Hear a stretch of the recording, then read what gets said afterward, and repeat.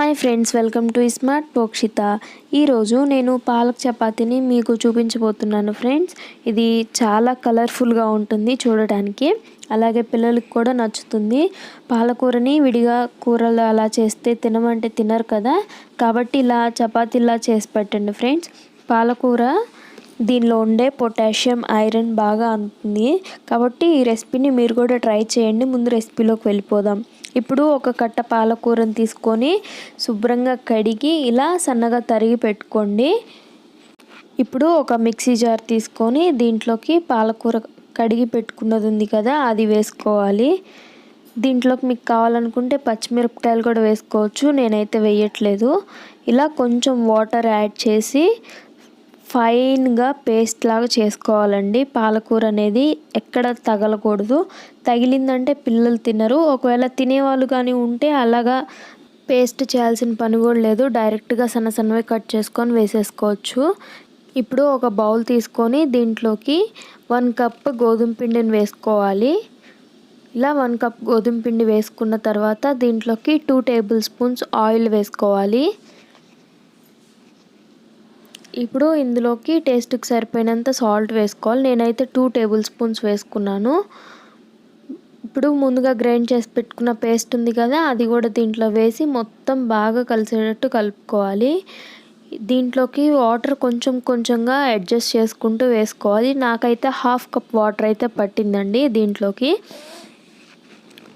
1/2 cup వాటర్ని కొంచెంగా చల్లుకొని ఇలాగా చపాతీ పిండిలాగా బాగా కలుపుకోవాలి.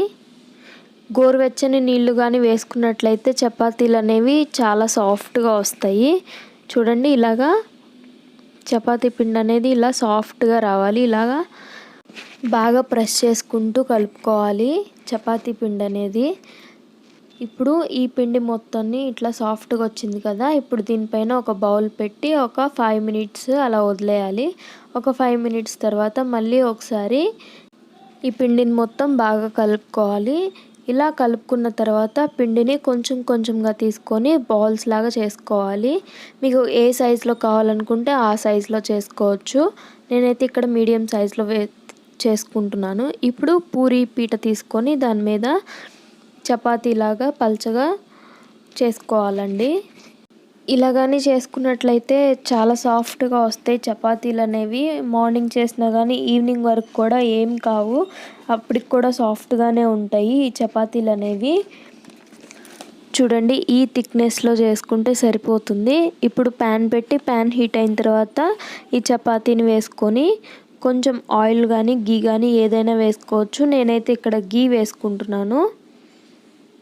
ఇలాగా మొత్తం స్ప్రెడ్ చేసుకొని బ్యాక్ కూడా కొంచెం గీ వేసుకుంటున్నాను. గీ ఎక్కువ వేసుకుంటే టేస్ట్ అనేది చాలా బాగుంటుందండి, కాబట్టి నేను కొంచెం ఎక్కువే వేసుకున్నాను. మీకు కావాలనుకుంటే కొంచెం తగ్గించైనా కానీ వేసుకోవచ్చు. ఇలాగా ముందు వెనక రెండు వైపులా బాగా కాల్చుకోవాలి చపాతీని.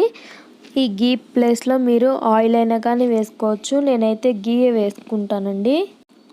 ఆకుకూరలు తినని వాళ్ళు కూడా ఈ రెసిపీని ఇలా కానీ చేశారంటే తినేస్తారండి, 1కి 4 లాగిచ్చేస్తారు. ఇప్పుడు ఇదైతే కాలింది కదా, ఇప్పుడు దీన్ని సర్వింగ్ ప్లేట్లో తీసుకొని సర్వ్ చేసుకోవడమే. ఇది మేతి ఆలు కర్రీ అయితే చాలా బాగుంటుందండి ఈ చపాతీ అనేది. ఆల్రెడీ ఈ కర్రీ ఛానల్లో పోస్ట్ చేశాను, ఎవరైనా చూడని వాళ్ళు ఉంటే డిస్క్రిప్షన్లో లింక్ ఇస్తాను, చూడండి. ఇది కుర్మా అయినా ఏదైనా పచ్చడైనా కానీ బాగానే ఉంటుందండి. మీరు కూడా ట్రై చేయండి ఈ రెసిపీని.